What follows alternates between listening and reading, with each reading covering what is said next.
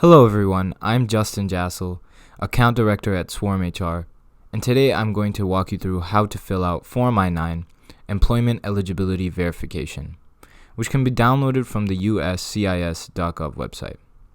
This form must be completed for all paid employees to verify their work eligibility and work status in the United States. Employers and employees share in the completion of this form. First, I want to draw attention to the expiry date of this form.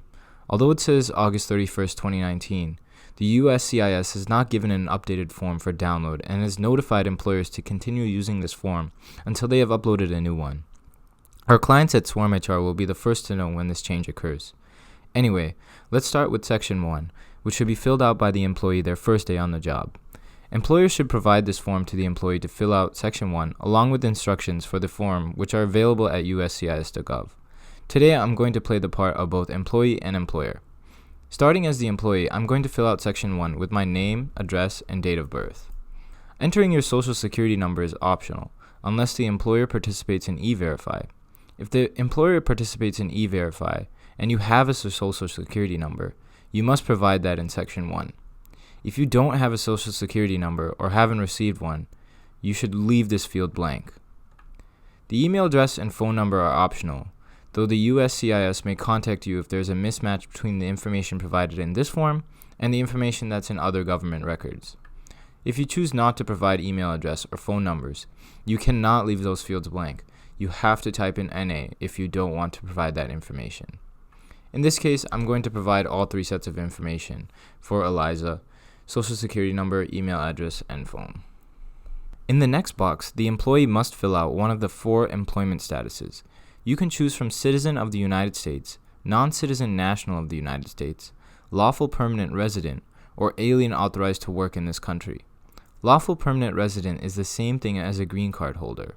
If you're a green card holder, you would check off that box and note down your 7 to 9 digit A number or USCIS number.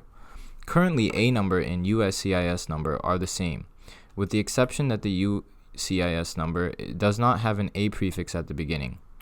In this case, I'm going to choose that Eliza employee is a lawful permanent resident because she just received her green card last year. I'll type in her 9-digit USCIS number. If you're an alien authorized to work in the US, which is the last choice in this box, you must provide one of 3 verifications: your A number/USCIS number, your Form I-94 admission number, or your foreign passport number along with the country of issuance. At the bottom, don't forget to sign and date the form. If you're using this form online, you have to print it out before you can sign and date.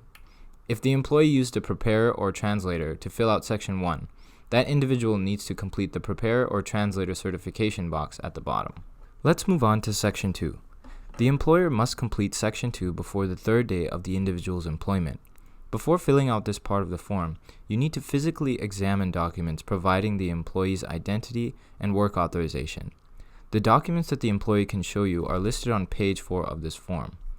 Let's skip down to page 4 so we can see the options that the employee has. One document from List A is enough to establish both identity and employment authorization. Alternatively, the employee can provide one document from List B to establish identity and one document from List C to establish employment authorization. In most cases, these documents must all be originals, not copies. In this case, let's say Eliza shows an Illinois driver's license to establish identity and an employment authorization document from the Department of Homeland Security to establish employment authorization. Let's put the pertinent details in Section 2. So for List B, I'm going to choose driver license issued by the state and put in Illinois as the issuing state. Illinois driver's license typically have a 12-digit number. Let's say Eliza's license expires on January 1st, 2025 as well.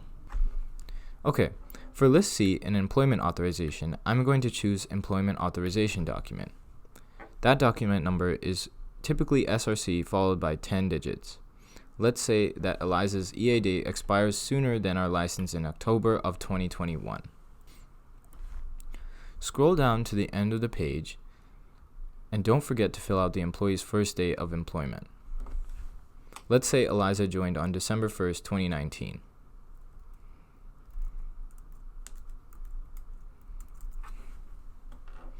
You can't sign and date the form until you print it out, so I'll leave those blank for now. In title of employer authorized representative, you typically put down the details of the person who examined the employer's document. Let's say in this case that it was the human resources director.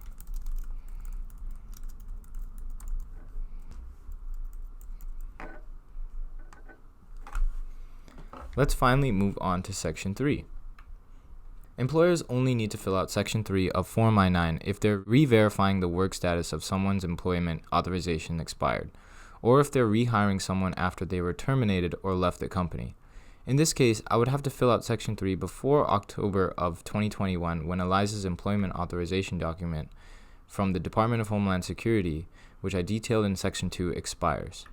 Before that point, I'd have to ask Eliza for new documentation that establishes her work authorization in the United States and fill out the pertinent details here in Section 3. If you've already filled out Section 3 with a previous re-verification or rehire, use a new I-9 form to fill out Section 3. And that's all there is to Form I-9. You don't need to file Form I-9 with the government. Employers must keep a completed Form I-9 on file for each employee.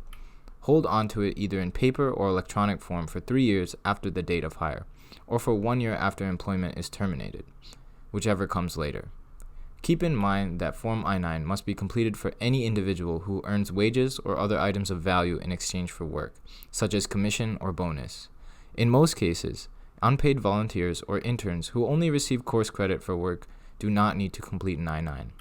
For all individuals where Form I-9 is required, make sure that you complete the form and keep it on file no later than the person's 3rd day of employment.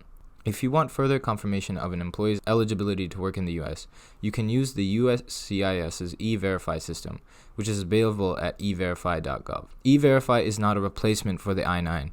This is simply a helpful tool for further confirming an individual's authorization to work in the United States or for checking the work status of a number of individuals at the same time. Thanks for watching today, everyone.